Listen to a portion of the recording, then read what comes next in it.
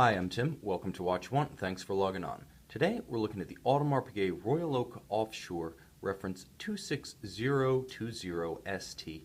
This model, 42 millimeters in stainless steel, represents something of a high watermark and kind of a last dance for the original Audemars Piguet Royal Oak Offshore.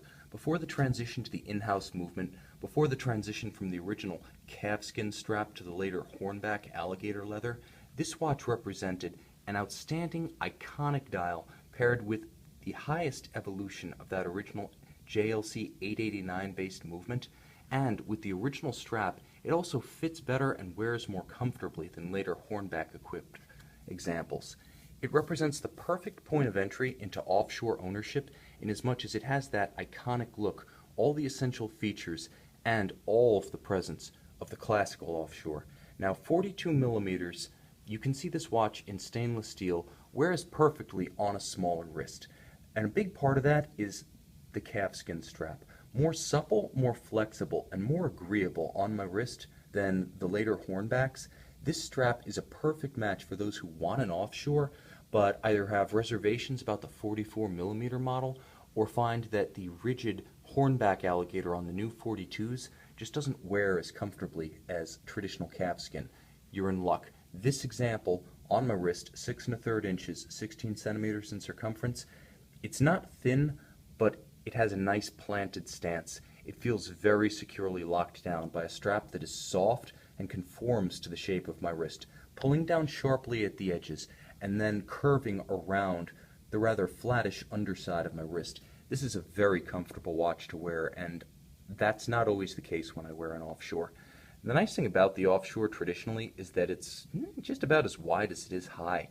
It's got a bit of a cushion case profile like a classic Rolex Oyster, so even though it is weighty and it has a serious feeling of substance, it doesn't create any pressure points or hot spots on the wrist. Now underneath, you do get the signature Audemars Piguet AP logo single deploying clasp.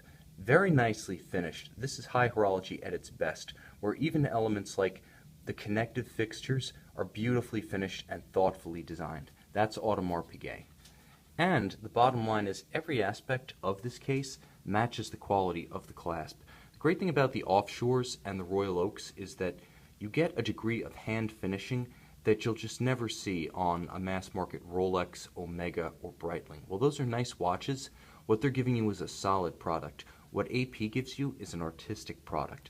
You can see the hand beveling of the flanks of the case and the even more delicate hand chamfer on the sides of the crown guards and the pusher guards.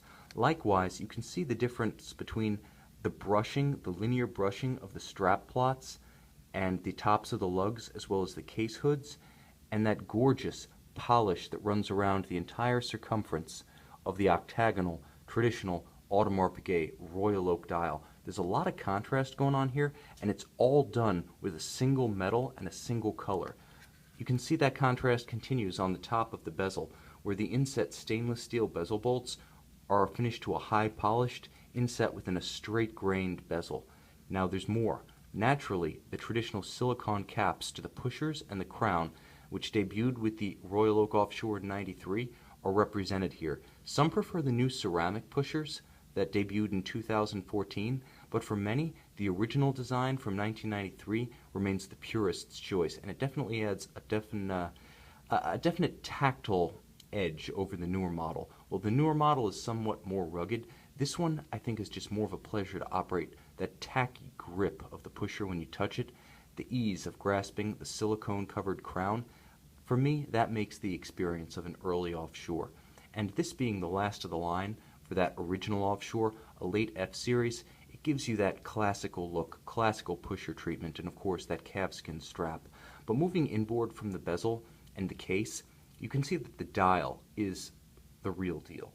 You can see that all-enveloping tachometer ring, circular brushed, metallic, concave, swoops down to the mega tapisserie silver dial. Now it's a hobnail, some call it a waffle cut. What it is beautifully done here, and because it's a lighter colored dial, each individual block and each facet of each individual block reads as more pronounced, more sharply defined, more immediately noticeable. This watch has a strong personality, and a big part of that comes from the inherent reflectivity of the metallic chapter ring and the light-colored silvered dial, and the contrast of the key lime luminova.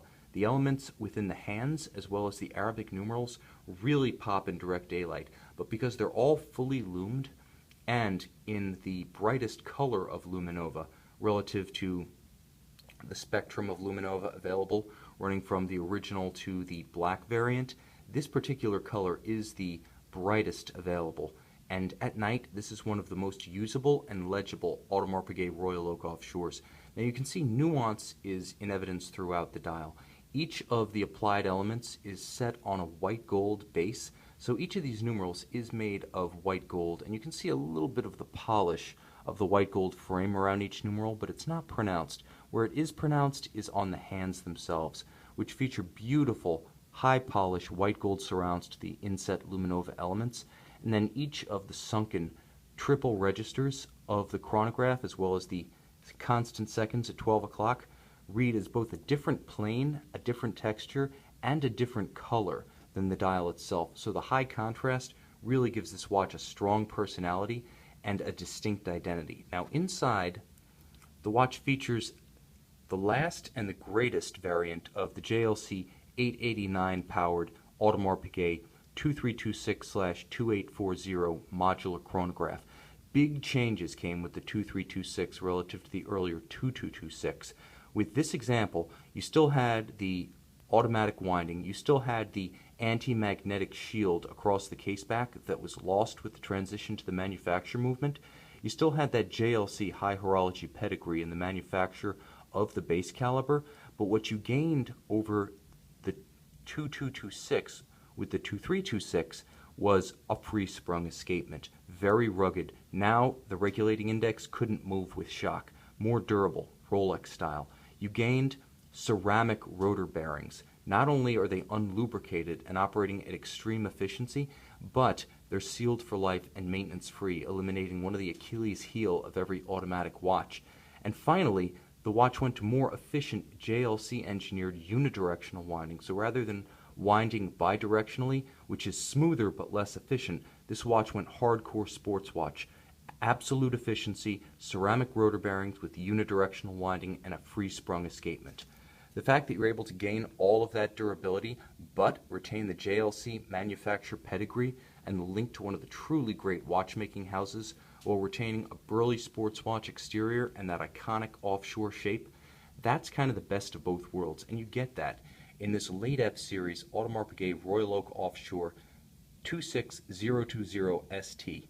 Now, this watch is a better option for those who want to wear an offshore but either can't wear the 44 comfortably, or they just don't like the feel and the rigidity of the hornback leather. Getting this watch with its iconic look, its striking, distinctive dial, and I will say that on the forums among collectors, this particular dial, often referred to as a themes dial, is one of the most highly regarded, and from a functional standpoint, its legibility speaks for itself. But the watch itself is an icon. It's not just about the dial, it's not just about the strap, and it's not just about the movement. Taken holistically, this is the original monster machine, the watch that really did change the game from 1993 to present. And if you had to list the top 5 most important watches in high horology of the last 30 years, there's no way the Audemars Piguet Royal Oak Offshore in stainless steel doesn't make the list. And if you want to see an example of one of the best and most traditional, check out this reference 26020 ST Audemars Piguet Royal Oak Offshore on our website, Watch You Want.